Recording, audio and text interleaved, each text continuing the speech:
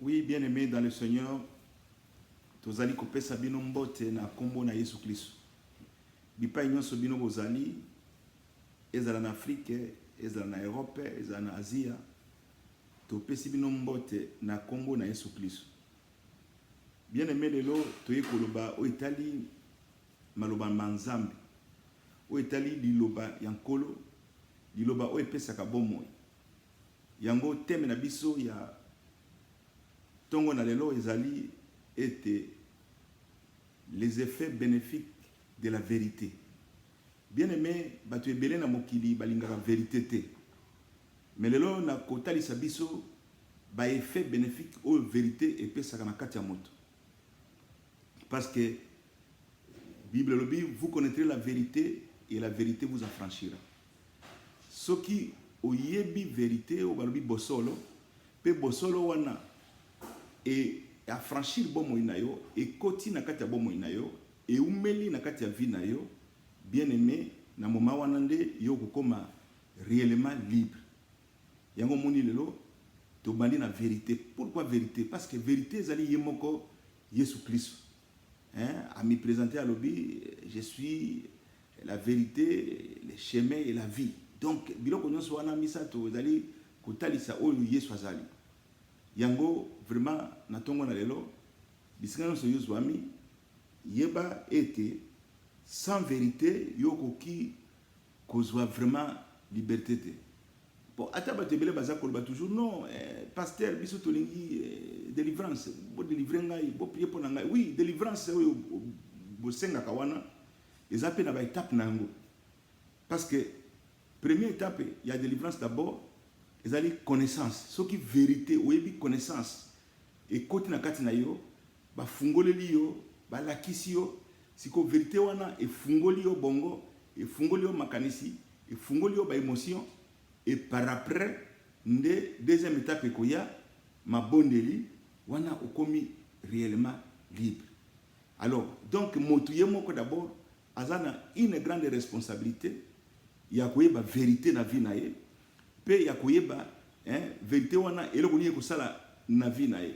Yango lelo tokoyekola donc vraiment na lobani ba bénéfice oyo vérité epesaka na kati na moto soki vraiment ekoteli yo soki ezwi bomo na yo ezwi motema na yo ezwi o balobaka na monoko ya anglais mind na yo ezwi vraiment vérité au mona motu abandi ko changer motu à comprendre azwi la moitié ya délivrance na ye.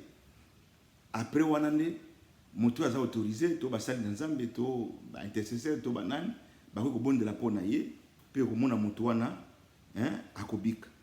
Mais alors bien aimé pona la iboso to tanga na verset na biso ya Ephésiens chapitre 1 verset 13. Bible elobi boy. En lui vous aussi après avoir entendu la parole de la vérité, l'évangile de votre salut, en lui vous avez crié et vous avez été scellés du Saint-Esprit qui avait été promis. Bien-aimé, tango to yambi Yesu lokola mokonzi pe mobikisi na biso, tango to yambi liloba na Nzambe ekoti na kati na motema na biso, après koyoka maloba oyo bato Nzambe baza koteya to Biblia esi ekomela biso, awa verset na biso lobi ete liloba wana yango nde vérité. Et puis évangile wana ya vérité yango nde évangile ya sali eza koyela biso lobiko. Alors tango eyeli biso lobiko balobi molimo mosantu pe asele biso, c'est-à-dire atie biso lokola elembo lokola apesaki na promesse na kati na Biblia. Tango déjà Saint-Esprit atie biso elembo to asele biso na nguya na ye, bien aimé oyo nzamba simbi na loboko na ye mobotoli azasoki mokete. Mutu moko te akoya ko botola yo na maboko ya Nzambe. Mutu moko akoya te abotolo na maboko ya Yesu Christ. Donc vous avez déjà scellé na Saint-Esprit. Yango moni na explica même ba nebele cheminement ya bomo ya sali. Moni bomo ya sali ezelo moko vraiment mystérieux. Ezelo moko mystère moko caché. Oyo batebele biso nyonso tout toyebaka te balobi ntango oyambi Yesu abi ozalaki na monde na royaume de Satan mais batransporte yo bamemi yo c'est-à-dire outiliser makolo na yo te batransporte yo na royaume ya Satan mpe bamemi yo na royaume de Dieu.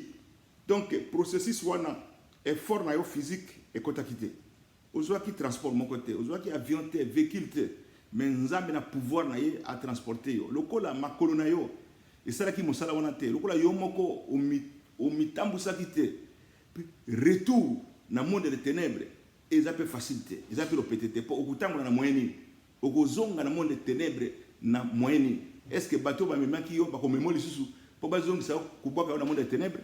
Donc bien aimé ezali grâce moko spectaculaire grâce moko vraiment bonté moko nzambe asala biso pour na kolongola biso na monde de ténèbres pour comme ça biso na royaume na ye ezali très important yango balobi ete oui ba effet o ezali ya bolamu ya vérité. Bien aimé, premier point boye ba ete l'amour de la vérité sauve. Donc ce qui olingaka vérité bien aimé okobika toza komona makamwa même na ba foyer même na bandako même na ba famille mutu soki boyebisi vérité asiliki aliko ka vérité te oh pona nini boyebisi nga boye donc bokomi kotuka ngai bokomi kotianga mal à l'aise parce que boyebisi vérité omona mutu boye même en église pasteur aya te Matéa wana touché oh non babaklinga cheton pona nini c'est que babeteli pasteur isolo c'est que bayebisi makambo na ngai yango pasteur alobi makambo wana eza pamba te bayebisa ki. Donc les gens ne supportent pas la vérité. Donc les lots bato balingi kaka aosala mabe mais bato bakumisaka ye kaka oh en tout cas osali malamu même na kati ya ba foyer motu alambi mabe mais alika bakumisa ye olambi makitoko vraiment 10 sur 10 non mais soko olambi mabe tokoyebisa ke olambi mabe soki po lati mabe tokoyebisa ndeko molato wana eza malamu te en tant que mwana na Nzambe esengeli vraiment olata molato oyo mwana na Nzambe akoki kozala nango mais bato ebele tellement balingi vérité te yango baza toujours ko s'acharner mais point abiso libiso etali biso te l'amour l'amour de la vérité sauve. Bien aimé, si vous voulez la vérité okobika soki oyambaka vérité okobika na niveau nyonso to ya vie ozala mokonzi ozala papa na kati ndako ozala mama ozala elenge ozala jeune mwana muta musala soki ozondi maka vérité olingi vérité yo okobika po soki olingi vérité te batu bakoboma okaka bakoya na ironie bakoya na makambo moko ezanga tina po bakumisa kaka yo mais tandis que osotengamaki déjà kala tandis que oza déjà kokende vraiment na kokoisama na kobebisama mais olika batu bakumisa yo moto akobiso vérité ndako koma ennemi na gire na famille okulinga lisusu te opoye makambo ya bisaka ngai en tout cas na sebla nango te donc sebla nango te po olika bakumisaka yo. Alors ça c'est point du bosso bien aimé na yango totanga verset 2 Thessaloniciens verset 2 verset 10b totanga babi l'amour de la vérité pour être sauvé. Donc il faut vraiment tozana bolingo ya vérité tolingaka bosolo potobika neti ngai nena za boye soki vraiment quelque chose ne marche pas soki singa moto na Nzambe tala boye en tout cas na koyoka po Bible dit quelque part là que Dieu parle d'une façon et d'une autre mais le loba balinga ka masapo oh alléluia oh boye tout ça Nzamba comme ça mutu munene comment non Dieu n'est pas un magicien ka boya comme ça mutu munene il faut d'abord okoksamna ba critère Nzamba ozomona Nzamba zana ba critère na ye oye a pesa ka batu ba mapamboli na ye banini ba critère Nzamba ezali. Alors lelo yeba so kozana bolingo ya bosolo ou ya vérité yokobika. Alors deuxième point bien aimé, la vérité sanctifie. Donc au moins tango déjà oyoki vérité moko beto na motema soki ozalaki na mbindo soki ozalaki na lisumu ozalaki na likamba mabe o bane ko vivre nango directement vérité et ko sanctifier yo. Donc o ko sentir que non neti o kangolami bien que ko peso soni mais o komona preta o komona ndako komi ko réfléchir en tout cas likambo lelo nzamba lobeli manga en tout cas Saint-Esprit a touché manga en tout cas banda lelo makambo yo na ko sala soute mais tango toza na kati na lingomba ou na kati na ba famille toza toujours na ba cache tomi bisa ba vérité te tomi pesa ka ba bosolo te yango moni batu moye ba changer ezali te. Alors batu ba komi ko sepela na ba pasteur oyo ba bisa ka bango makamba masapo na pasteur oyo à côté à vérité repentance tika boye tika lisumu tika ikobo tika fornication tika makamba mabe nde pasteur wana kozala ennemi na ye nde pasteur wana kozala abattre na vie na ye. Mais pourtant bien aimé soki ozolinga vérité balobela yo yango et ko sanctifier pe vie na yo bien aimé. Totanga na Jean chapitre 17 verset 17 la Bible sanctifie-les par la vérité, ta parole est la vérité. Donc la liloba nzambe ezali ko sanctifier quand ndenge tozalaka boy peut-être oh non boy na biloko na to sambela na biloko tozo prononcer maloba nzambe na biloko wana tozo sanctifier yango ozomona atelo ka mabezalaki okomona ekolongwa atelo ka mabezalaki okomona eko disparaître ata esprit mabezalaki eko disparaître parce que tozali ko belela liloba nzambe comme d'habitude ezali ko sanctifier batu eza ko sanctifier biloko eza ko sanctifier makambe belé yango balobi ta parole est la vérité. Donc liloba nzambe yango de vérité bien aimé. Et ce que totali liloba nzambe eza vérité c'est que ezali kaka Yesu ndaza vérité. Pour balobi au commencement était la parole. La parole était avec Dieu. Et puis parole wana et comment qui chair donc habité parmi nous. Donc avec plein de gloire. Donc yango ni Yesu Christ. Donc liloba nzambe wana bien aimé soki et côté na vie na yo et ko sanctifier vie na yo. Bien aimé okozation ndenge ozali liboso te. Mais le temps donné que batu balingi sur vérité te ya omoni moye baza sanctifier zate moye ba petola mezate moye ba sikola maizate to bazatu ba ouvrir toujours na ba cache mais nzambe ya mutu vérité. Donc polele vérité ya omoni makambo nyonso wana na kati na l'église bien aimé. Donc bo s'acharne na batu nzambe te po ba teri liloba oyo tutio et donc ozo sala bikobo ba tutio na ikobo au siliki non mais soko yambi yango ndo kozala sanctifier ndo koyeba nazaki na mabe il faut natika mabe il faut nabongola motema il faut nakende boy. Alors bien aimé voilà donc troisième point yabiso donc la vérité libère ozomona donc carrément la vérité libère quelqu'un. Donc ata ozala ki na mwa problème mo boye même ata to tio maboko te mais liloba kaka ya pamba oyo bakote yo boye pe au sentir pendant que non place au kangamaki au fungwami au sentir pendant que place ozali na erreur au fungwami place ozali mana libunga au mona pe eloko mando na sala kaneli sumu na sala kaneli libunga il faut bandalelo natika yango okutiki yango ndenge nini po oyoki liloba ya vérité. Donc la vérité libère. Tokotanga na Jean chapitre 8 verset 31 à 32. Et il dit aux Juifs qui avaient cru en lui, si vous demeurez dans ma parole, vous êtes vraiment mes disciples. Vous connaîtrez la vérité et la vérité vous affranchira. Bien aimé, ça c'est le problème. Beaucoup de gens aujourd'hui ne demeurent pas dans la parole de Dieu. Au moment où on a bien, et le but, il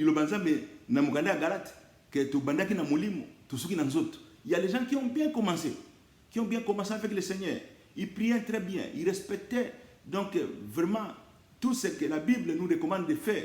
Mais les loyaux, batiki nzela nzambe, et belé na batu batengami, bakei na nzela mosusu.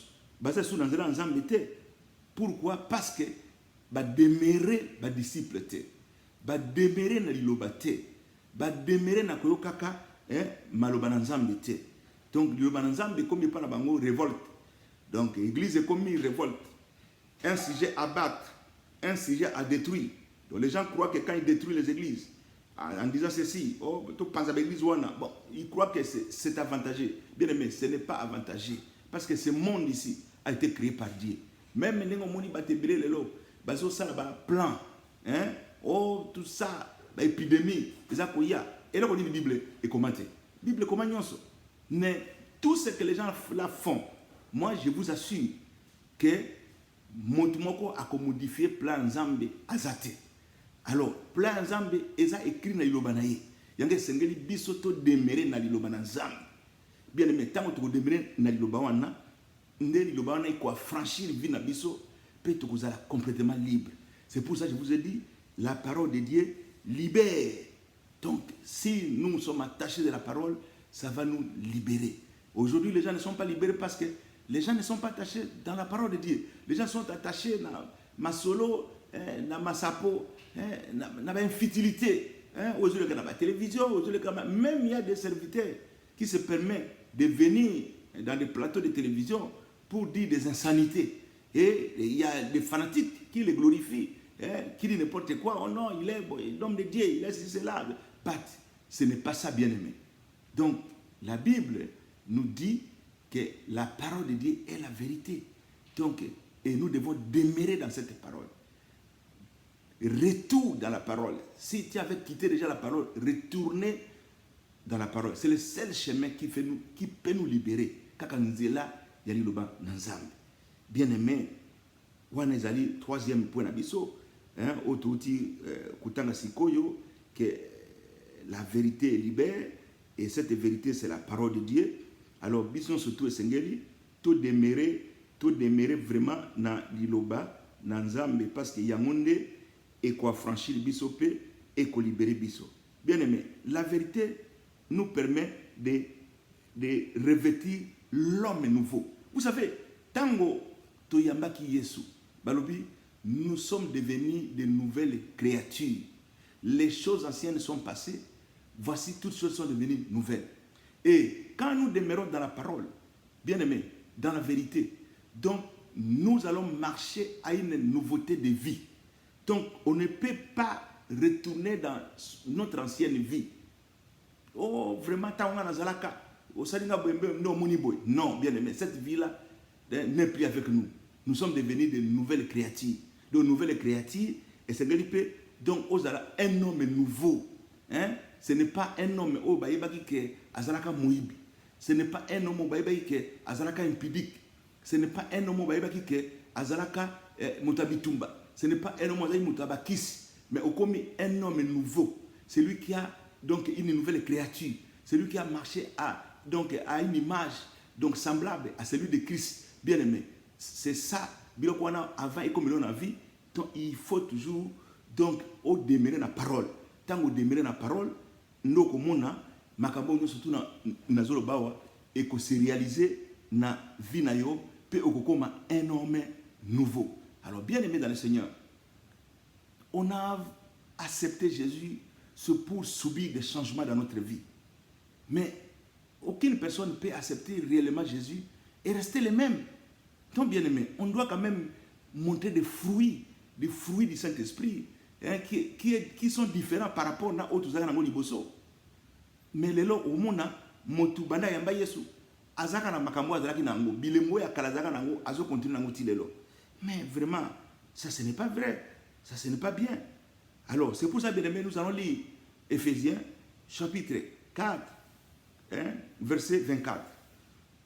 Et à revêtir l'homme nouveau, créé selon Dieu, dans une justice et une sainteté qui produit la vérité. Donc, tant que vraiment, aux accords de Mire na Lilomana Yenzambe, on revêtir l'homme nouveau. L'homme nouveau, créé selon Dieu, dans une justice et une sainteté qui produit la vérité. Bien aimé, vous savez, la vérité produit une sorte de sainteté. Ce qui vraiment, aux autres, autorisé que vérité et l'Obama, bah il la vérité, au comment on peut garder sainteté na yo, au comment une sorte de sainteté à vie.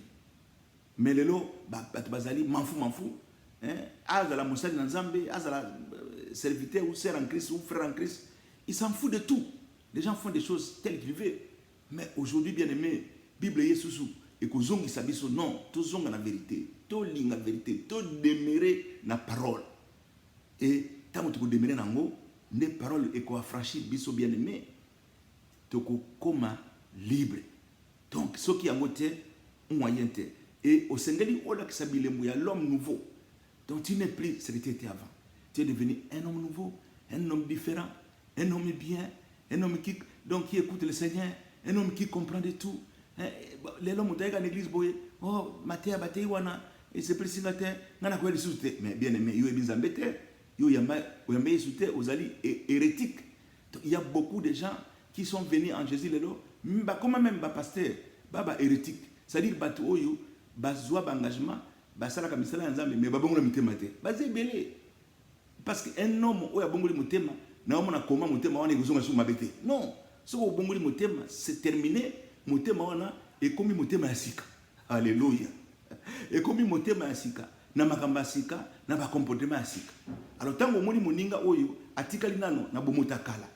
Ata lobi makambo na ye, okoseka, okomona ke non, azosala makambo oyo à comme on a niveau on a été. Alors c'est pour ça bien aimé dans le Seigneur, toi là qui s'abilembo, il y a battu à sika, tozali battu à kalaté, to komi battu à sika. Donc en Jésus, to komi ba nouvelle créature. Alors c'est pour cela bien aimé, revenir à la vérité nous sauve de la mort et couvre toutes nos fautes. Donc quand nous revenons dans la vérité bien aimé, nous sauve de la mort parce que le salaire du péché, c'est la mort.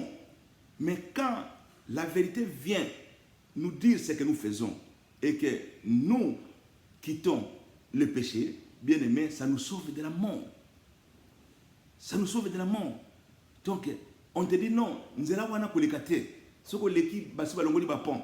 Yoza teti, ote, naïl, na olekananga. Oleki na mutu kanayo, okomikuna, odim na mai, okufi. Donc, celui qui accepte la vérité, bien aimé, est sauvé. Donc, tant que tu as la vérité, yango ezali kobiki sabiso pour vérité et kolingate ke etika biso to que nous kokota na libulu ou na libulu ya kufa. Yango balobi to revenir na vérité. Bien aimé, sœur en Christ, frère en Christ, pasteur, revenons dans la vérité. Tika masapowana, tika lokuta, tika mensonge, tika ba faux prophétie. Zonga na vérité, nzambe akopambola yo. Zonga na vérité, nzambe akoepargne biso na kufa. To zonga na vérité, nzambe akocouvrir biso na ba faute nyonso. Balobi bien aimé, vous savez, l'amour couvre beaucoup de fautes. Quand Dieu, nous avons de l'amour et que nous pratiquons l'amour, Dieu peut dire, ah bon, donc c'est mon enfant, c'est mon serviteur. Parce que, donc, il y a l'amour qui porte la vérité que nous aimons. Et ça va nous couvrir de toutes nos fautes. Et c'est pour cela que nous devons revenir. Nous allons lire maintenant Jacques chapitre 5, versets 19 à 20. Mes frères, si quelqu'un parmi vous n'est égaré loin de la vérité et qu'un autre l'y ramène, qu'il sache que celui qui ramènera un pécheur de la voie où il s'était égaré sauvera une âme de la mort et couvrira une multitude de péchés. C'est ça, bien aimé. Donc, tant que mon moninga zokene nanzela akufa, peu importe le prix qui va coûter, le Seigneur est zongi saï. Seigneur est zongi saï. Et puis il y a pas que tant que yo zongi sa moto o apengwaki, o zongi sa nanzela ya solo bien aimé, il y a pas que o sauver molimo moko nanzela ya kufa. Il y a pas que o sauver molimo nanzela ya kokufa. Pe ezali vraiment litomba munene po na kubikisa muninga nanzela ya masumu et kulungola molimo nanzela ya kokufa. Mais nous sommes là pour la vérité. Alors nous devons ramener les autres, ramener nos frères, ramener nos sœurs. Babo baba naiko sambela, baya ka église té, o pona likambo songolo, o balobaka songolo, tellement ayambaka penda Yesu té, pe akoma mutu na sika. L'homme nouveauté, akoma mutu ya sikate, ya momoni, ba kerele ya mike eza kupengu sabato. Nous apôtre Paul alobi eloko nini eukabula biso na bolingo na Nzambe. Est-ce que mitungisi? Est-ce que banzala? Est-ce que bitumba? Est-ce que makambo? Non. Biloko to sona tout eukabula biso na bolingo na Nzambe te. Il faut toujours tous attacher na vérité pour être yangonde et kokangola vina biso pe et ko sauver biso na kufa. Alors, bien aimé dans le Seigneur. Donc et sengeli vraiment tozonga au bauti koloba wa retour na vérité. Et en plus de cela, la vérité demeure en nous éternellement. Oui, bien, vérité bien aimé, le ko les ali nzambe, le ko les ali nzambe, ils ont demeuré dans kati na biso éternellement. Vérité ya kate et que non non non. Donc il faut toujours la vérité. Et puis un homme au dans la vérité, a kolakisa pe bilembo na ye, na lolenge asa kwaji parce que evandi na kati na biso éternellement. Et c'est le moko et za passager te et kaka boye et kei. Non, et l'obéli Bible dans 2 Jean chapitre 1 verset 2 et l'obéli à cause de la vérité qui demeure en nous et qui sera avec nous pour l'éternité. Donc la vérité demeure avec nous et il sera avec nous jusqu'à l'éternité. Et quand la tête que l'on et yaki lobby et quel lobby oh vérité vana qui pana yo inane et tikio aujourd'hui dans le kuta non non non non, la vérité doit rester éternellement. Et puis vraiment bien aimé tango tu yambi Yesu n'ana yebisa bino que on n'a pas besoin d'une opération retour. Donc ça dit au commun dans le royaume des cieux basta l'opération de retour aux zonga dans le royaume de Satan. Et ça la bien aimé. Donc et sengeli we ba que non au s'efforcer au demeurer dans la parole, au demeurer dans la vérité. Yango eko sauver ba âme na biso na kufa pe yango eko pesa biso bomoi parce que église ya nzambe bon au en français l'église est la maison de Dieu et la colonne de la vérité. Bien aimé, l'église on ne peut parler que de la vérité. Donc esa colonne ça dit colonne li konzi ya vérité. Donc colonne simbi église comme on a vérité. Alors ce qu'on côté l'église bien aimé, il faut dire ma vérité. Peu importe le rang social na yo, aux la mokonzi, aux la soda, aux nani, mais tant qu'il y a une église bien aimée, l'inga était malobana nzambe te yama. Peso qui peut toucher mon thème na yo, to zala ki na mbemba songolo, to otenga maki songolo, na façon moko lo lenge moko boye, lilobana nzambe simbio, ezali colonne ya vérité, oyo kuti na yango linge zongisa yo, na nzela. Yange lingi elongolo na kufa mais au moins batebele asiliki atombuki na ye akomi même kofinga pasteur kofinga même ba église tout ça critiquer ba église parce que aligi vérité. Mais moi je vous dis la vérité bien aimé, ce qui vérité zate donc ça ne sert à rien. Tout dans la église ce église est commis makabalokuta ça ne sert à rien, mais église c'est la colonne de toute vérité. Peu importe, même si on n'a pas beaucoup de gens il y a des millions, mais quand nous prêchons la vérité bien-aimée, c'est ce qui est nécessaire, que Batou va changer. Moutako dans l'église était, à sali 10 ans, 5 ans, Moutouana, même Malobanae et Chanjakate. Mais regarde, je vais faire un exemple. Moi, je suis à l'université, à sali droit, cours à droit. À Tangina droit, ce que je suis selon la loi dit ceci, la loi dit cela, parce que moi na aumeli na materia, alors bongo na ye na makanisi na ye surtout et comme na mayele kaka ya makambo ya droit. Okomona soki mona pe assisi na médecine, le la bimi médecin, boso na boy, ata biso te na médecin, mo ko langage na kaka oh non attention, là il y a des microbes, là il faut faire ça, il y a des batteries, il y a tout ça. Donc, langage n'a pas comme il y a un médecin. Bon, la même chose, bien aimé. Ce qu'on a na Yesu, ou même na Yesu, mais le langage n'a pas fait comme à Yesu. Alléluia. Bien aimé, on ne peut pas rester comme on était avant. Donc, il faut te dire que oui, donc, na katina maloba motoyo, azo bimisa makamona nzambe. Azo bimisa, donc, ma pas mourir nzambe. Et ça, c'est que le banayo, moussani nzambe, et le bakaba insanité. Bien aimé. Et puis, il y a une vérité. Non. Les vérités ne sont pas toujours des insanités. Donc la vérité c'est la parole de Dieu. Donc bimisla batu le bananzambe, orienté batu le bananzambe.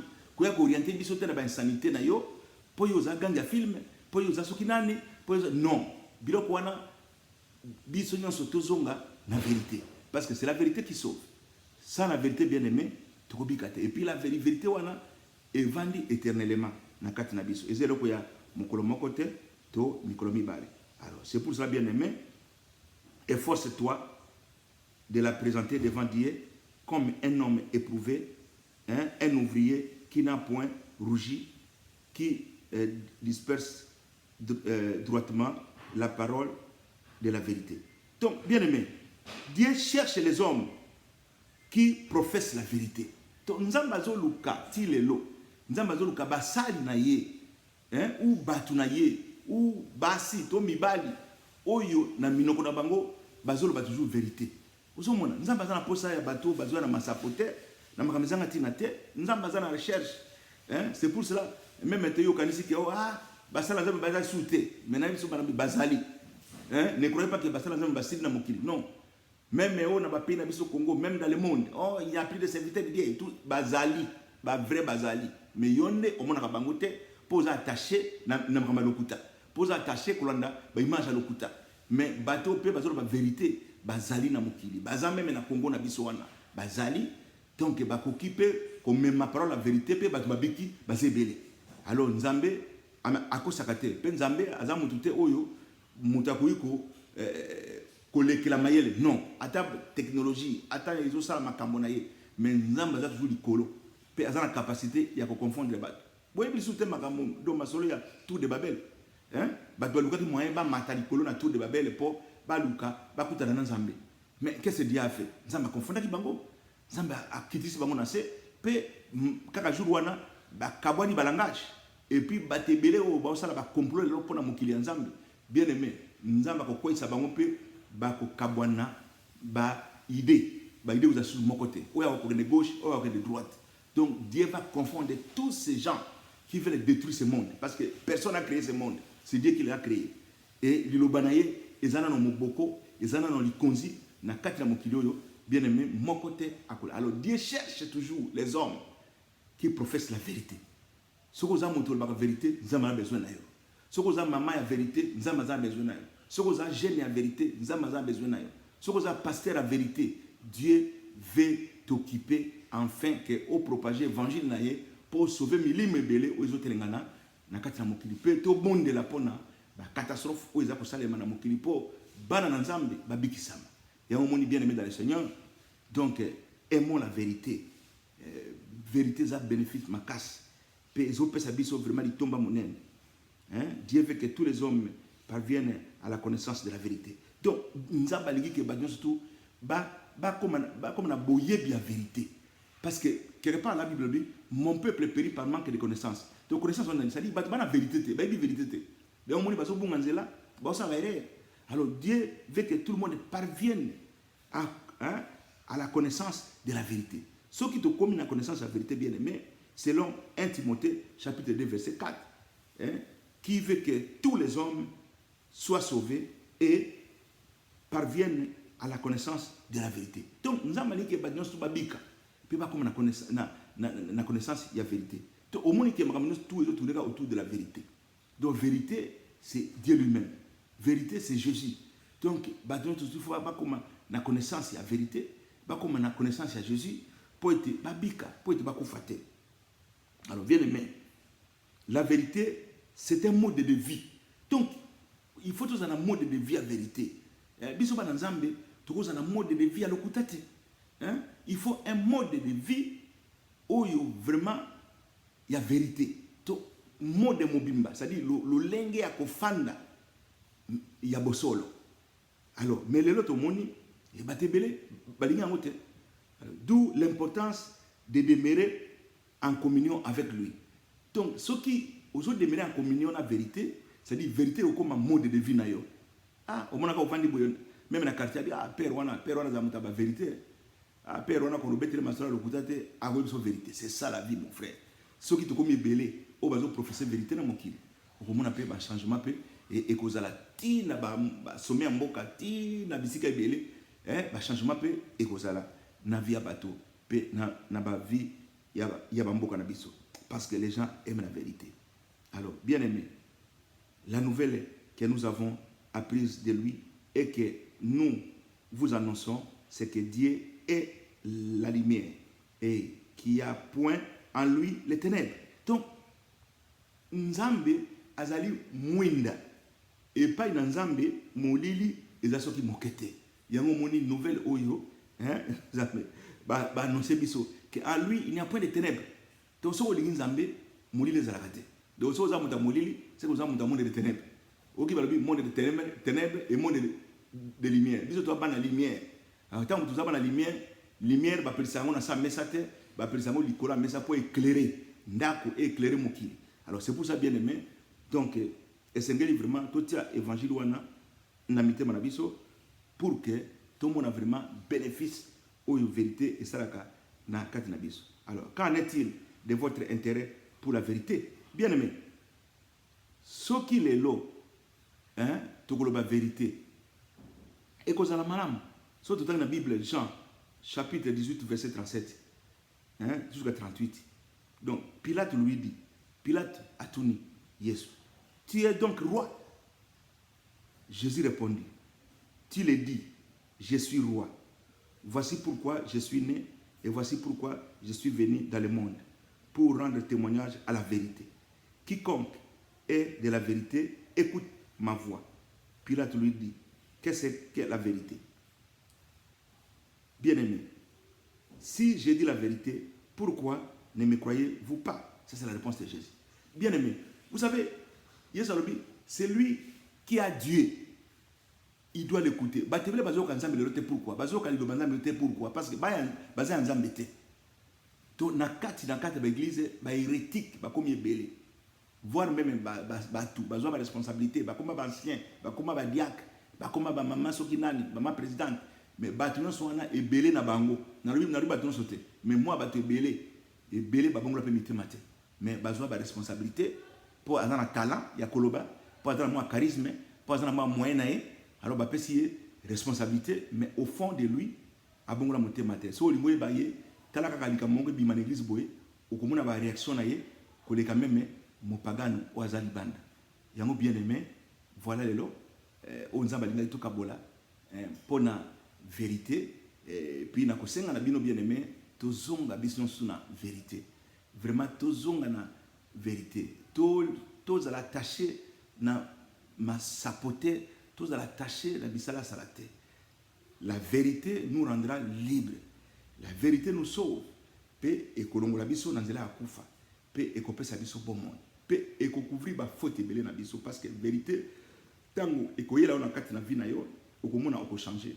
Vérité tango ekokota na motema okomona okoyeba solo lelo soki pamba ata olati mabe oza mama obimi mwana lobi mama elambola tso eza mabe kosilika te apona ni walibo na ila mo po ya moni eza mabe ayiso vérité changer otango koboya ko changer okomana misa batu bakomo seka yo oyo mobali ndenge alati bonene ya mwasi na mona kiete ya mama oyo mobali na mona kiete mais bayibisa ki na ndako ke oza bien te olati mabe mais oboyi koyoka po yo linga vérité te bana wana ba même poli so mutabi so vérité ndaza impoli non bien aimé quand quelqu'un te dit la vérité alingi peyo alingi yo oza la pasteur quand un enfant t'approche te dit révérend tala boye linga pe yango accepter yango zala humble yoka nzambe akotombola yo mais soko za orgueilleux yeba ete un jour nzambe akokitisa yo mais soko za humble ma vérité o bakoyebisa yo tant ko accepter yango okomona vérité wana pe ekokomisa yo mutu monene. Alors nzambe a pambola bino lelo ezali wa bino apôtre Emmanuel Wangi ya église APV Church Australia na kati na Congo babengaka yango Assemblée de Pentecôte vivante. Donc biso tozali awa. Alors soko ozali na likambo ya ko senga to prier to mabondeli to ba formation okoki toujours contacter biso à travers YouTube na biso à travers ba numéro na biso oyo komona kuna na écran pe nzambe ako permettre que to zongela yo pe to pesa ba réponse na ono sto zanango bosenga na kombo na Yesu Kristo. Oui bandeko na biso to komi na suka ya matea na biso vraiment ya mukolo mwalelo mais to ka bona boite to ko bonde na nzambe parce que ezali vraiment matea vérité. De l'ingénieur vérité vraiment et toucher mitema bana na nzambe tout batunyo so bakoyoka vidéo oyo na bomo ina bango et te bazonga vraiment na bosolo soko zalaki na libunga soko zalaki vraiment na façon ya kotambola ya mabe ndeko zonga na bosolo nzamba kopambola yo. Oui nzambe papa na biso fandi bisika bileki likolo to pesio merci na tongo na lelo parce que yo zali malamu nzambe totiki vraiment message na biso yo na maboko na yo tika ete nzambe baye nyonso tu bakozwa libaku ya kokutana na video oyo vraiment et affranchir mitema na bango et toucher bomoi na bango nzambe po ete bandima pe bayamba vérité na kati na bomoi na bango po vérité ezali sele nzela oyo ekokangola biso na nzela ya kufa oyo ezali nzela ya bomoi oyo ekobomba bambeba ebele oyo tosala na kati na mokili. Père, nayebi ete yo ozali vérité tika ete liloba na yo oyo ebibi na pokwa lelo ekangola bato ebele baye bazalaki bande na bachaîne oyo bomoi na bango etambusamaki babembula na mbula bakangama na bikobo bakangama na misala mabe na bafornication bazosala makambo na nkuku bato bayebaka te tika lelo ete vérité etouche bango nzambe po ete bandeko nyonso wana bazonga na solo batika mobulu batika misala mabe mpe bayanda nzela ya Yesu po yango nde bomoi na kombo na Yesu na bondeli mpe na tiki vraiment bandeko nyonso tu baauditeur mpe bakolanda yango bapambwama mpe bamona nkembo na Yawe au nom de Jésus tobondeli mpe tolobi